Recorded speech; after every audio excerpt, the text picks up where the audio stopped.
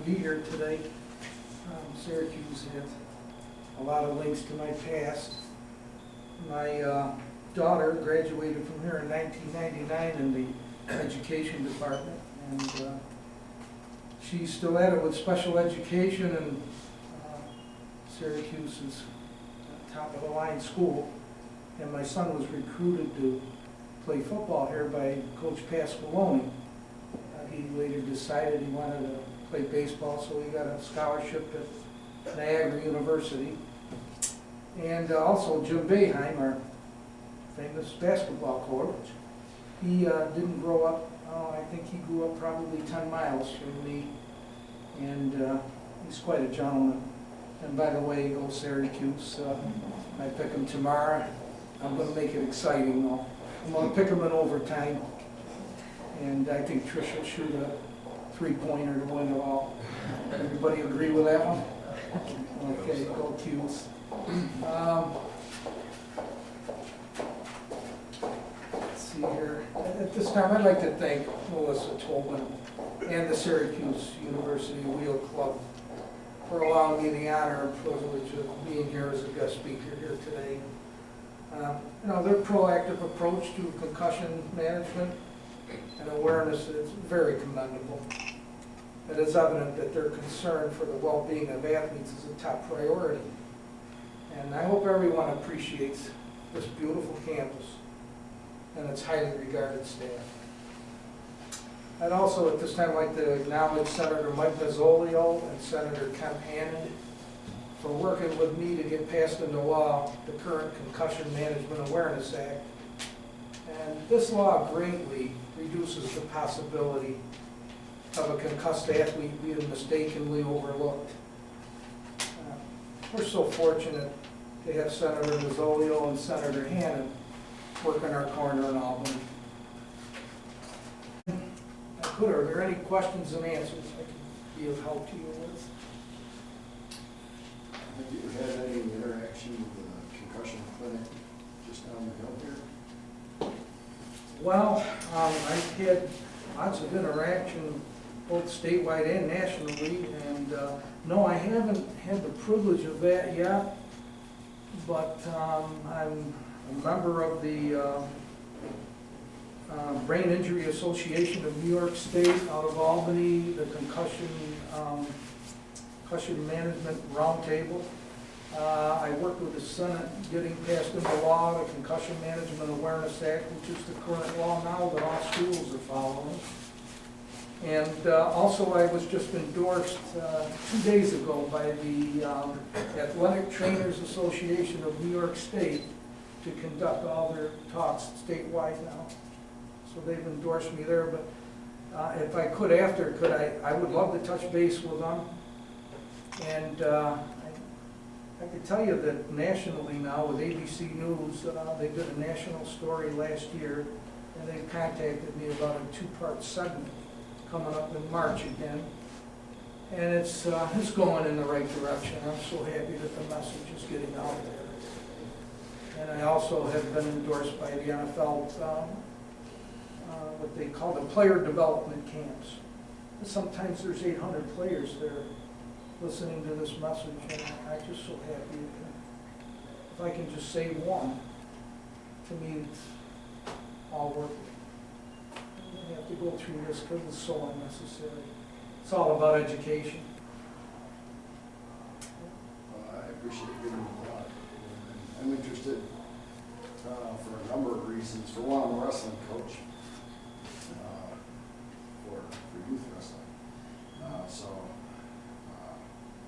That's a big aspect of it. And secondly, I have 3 teenage sons, one of which has had 3 concussions in the last year, all of which happened in school, and some of which were completely improperly addressed by staff there. So it's done me wonders to listen to the breadth of your presentation here. I really appreciate that. And I too am glad that the information is getting out, and I have however I can in imparting, I relay some of this information to my wrestling wrestlers and stuff like that, because as you probably know, wrestling and football and lacrosse are some of the highest percentages for sports getting concussions. I struggle with trying to remember where I'm at, and I want to address every aspect of your response here. And first of all, thinking back to the youth, I address a lot of them, because at that age the brain is developing, and when you hurt the brain, it affects everything you do. When you can break a leg, you can limp, but when you hurt your brain, everything that you do is affected. And at that age, when the brain is so vulnerable, it's developing, you have to be real careful about that injury. And as far as the schools now, this is why I pushed so hard to get this law through, so that everybody would be copacetic across the board.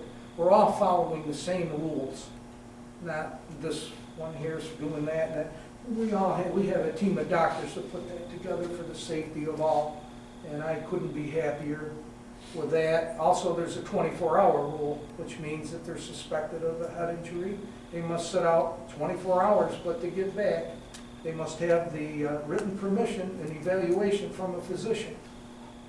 And that's so important, because with me, that concussion didn't show up till the next morning.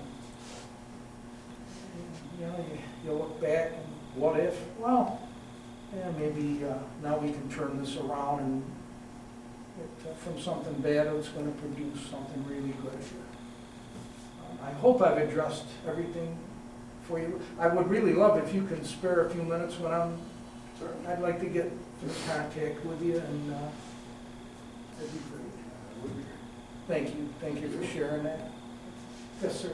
Yes, sir. I have two questions for you. You told us about your first concussion and your second concussion, but I also heard you mention something. Did you sustain more concussions after that? Yes, but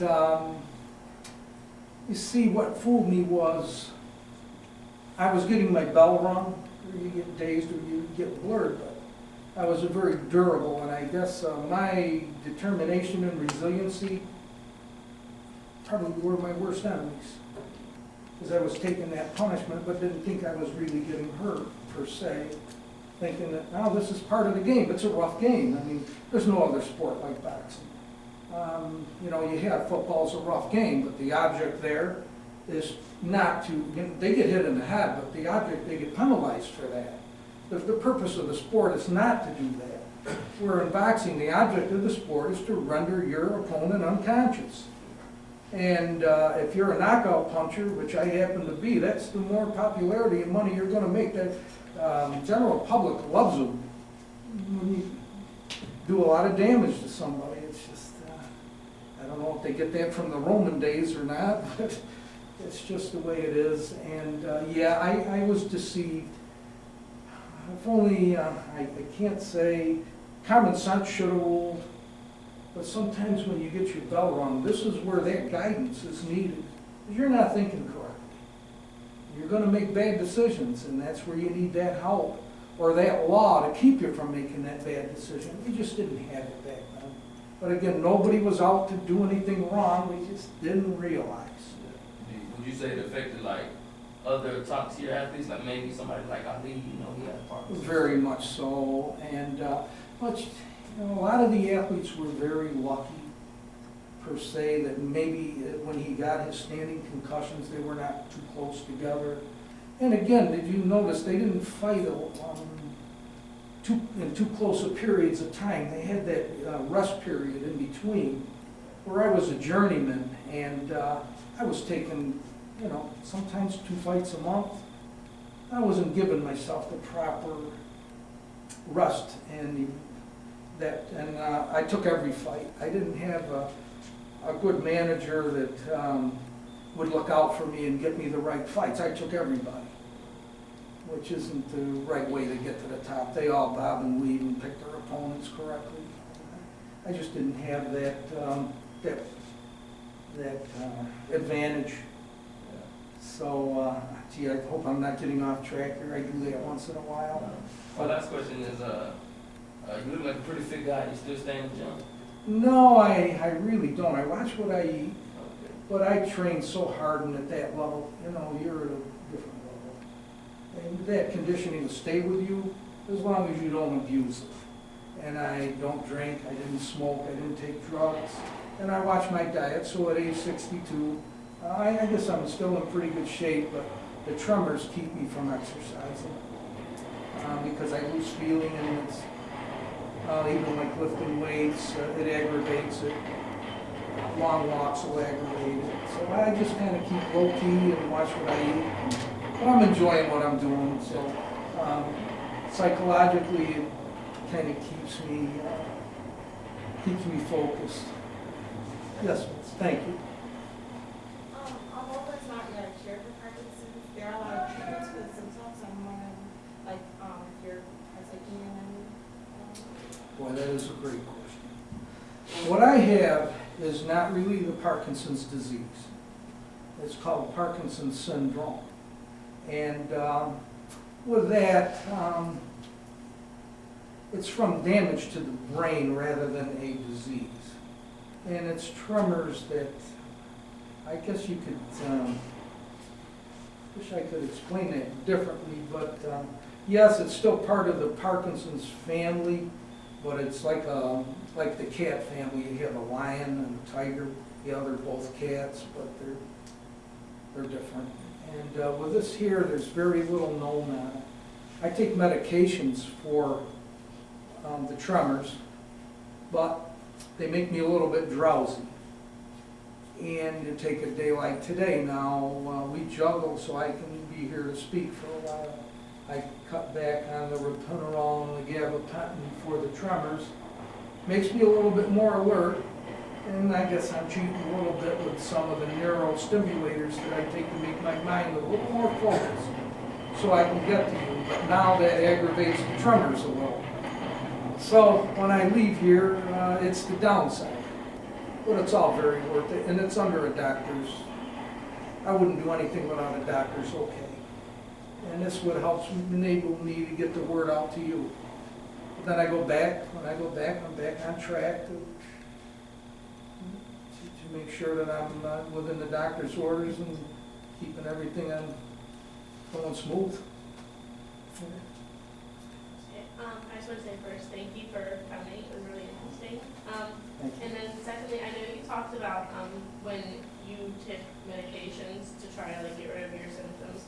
And I just had a question because I had a concussion my junior year of high school for basketball, and my doctor told me to not take medication because it would mask the symptoms.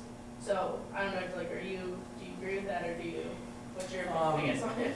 Yeah, this is a very easy one, very easy one. I learned that always, no matter how adamant you are, listen to your doctor's instructions. Now, they went to school for 15 years to learn what they have and the experience that they have. And so many times you see somebody pick up a book or go through the internet, and right away within a span of 10 minutes they become a complete authority on, these types of injuries where somebody else, they spent their whole life in dedication to that. And no, she's probably right, because if you mask that symptom, how do you know the symptom is going away?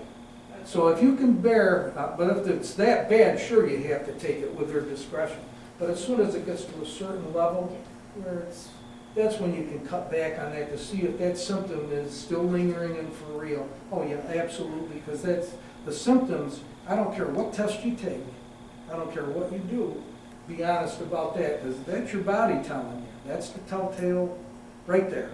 You pay attention to those symptoms and make sure that you're symptom-free before you return to any competition. You're good to go. Those concussions that heal. And when you say multiple concussions, you're talking about career athletes. Okay, so if you let these heal, you're going to be fine. But you have to let them heal. That's the trick to the whole thing. Any other questions? I have kind of a moving question. I guess because many of the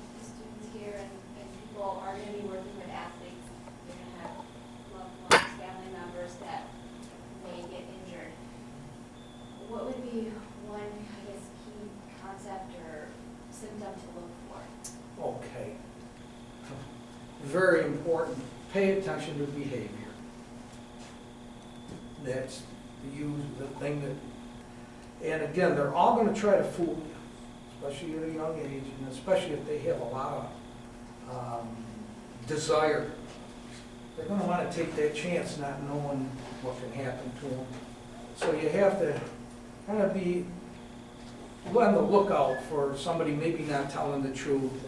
But usually behavior gives them away. Changing their attitude, irritability, or how they're sleeping. Pay attention to their grades. These are all things you really, because, well, let's face it, at a young age, you're susceptible to cheat. I don't care how well you're brought up and everything, sometimes desire and pride. Or you have a young lady or a young man that doesn't want to disappoint their driving father. Okay, because sometimes you find these parents that'll drive kids with desires of their own from the past. Or even sometimes a coach might be a little rough. Not all the time, I find 99% of coaches and parents are all very good. But you also have that 1% that, and you have to be very careful. And I feel watching their behavior is probably the most important, and letting them rest. Like God, let kids rest. Geez, they have a whole future ahead of them. How many are going on to be professionals? Really? And that thing about scholarships, what's meant to be is going to be. If you're that talented, they'll find you. And just let it roll. You really have to. Well, thank you. I appreciate it. We really appreciate you coming in. Oh, God, it's been an honor. It's such an honor. Oh. Oh, well, you did. Oh, man.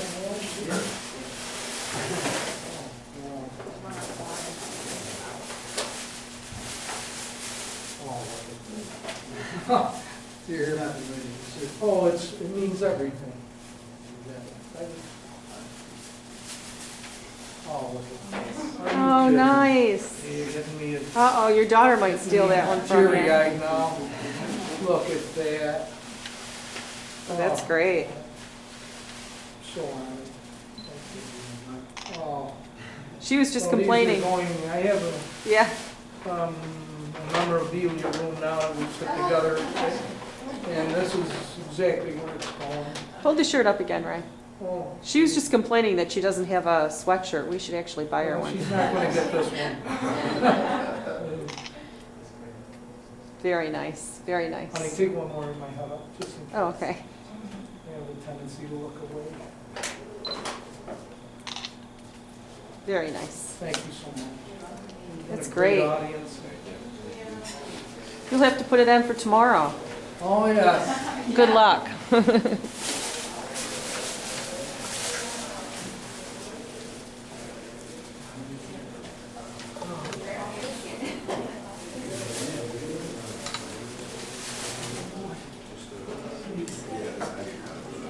Thank you.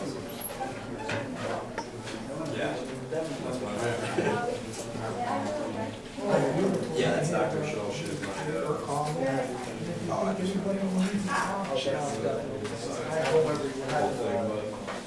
The more we can make aware. Oh, my pleasure. I'll be looking for you on TV now. Maybe give me a wave, give me a signal here. Do you mind if I dig up the picture with you? Oh, I'd be honored. I'd be honored.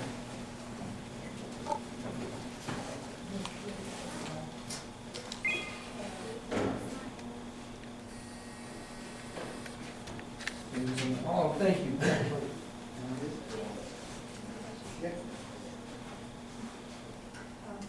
No, good.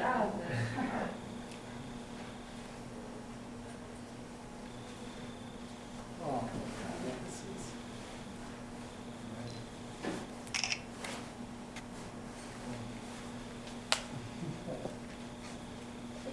Thank you.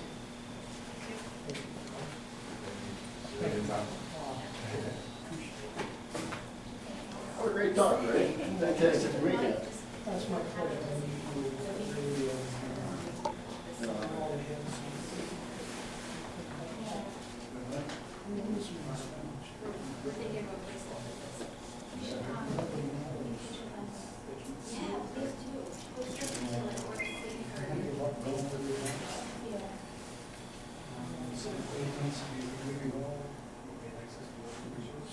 Oh, yeah. Your family gives them up too. Right. They suffer a little and for a while. Because you couldn't Just a pass. little how, yeah. I see it, I see it Yeah. all the time, I see it. We're wondering if you might be able to send us the group shots so that they can. Oh, yeah, absolutely. Do you have a, well, Ray's got your email, so I'll just put it on that email and send it out to you. Yeah, it's a great picture. I'll definitely do that. They're just, they don't mean anything. Just- Thank you for hanging out with mental front too. I saw it and I was like, oh, this is the real, like, the